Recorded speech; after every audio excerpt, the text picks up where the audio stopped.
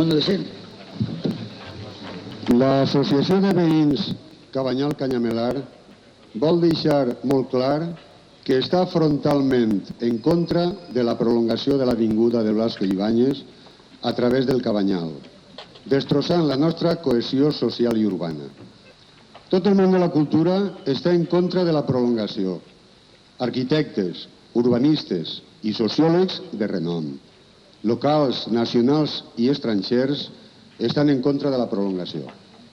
La Junta de la Facultat de Dret i gran quantitat de juristes de prestigi consideren il·legal la prolongació, que, a més, causaria un dany irreparable a la nostra història i a la nostra ancestral, peculiar i irrenunciable forma de convivència. Senyors i senyores regidors i alcaldessa, jo des d'ací vull fer una intervenció com a xiqueta i futura habitant del Cabanyal que soc, per a fer una defensa contra la injustícia i la poca estima i el poc coneixement als quals està sotmès el meu poble.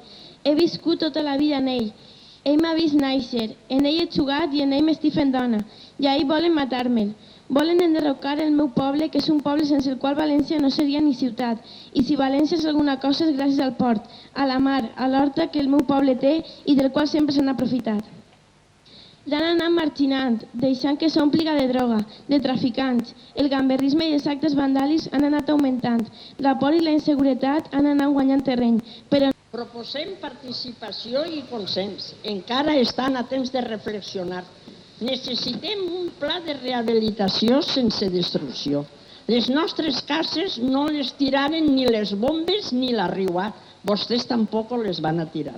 No podran perquè davant de les cases estarem les persones.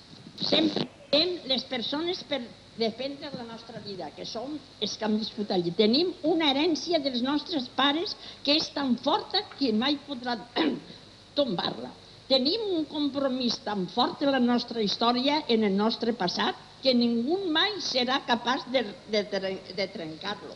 Tenim la raó, tenim la fe i encara creguem en la justícia.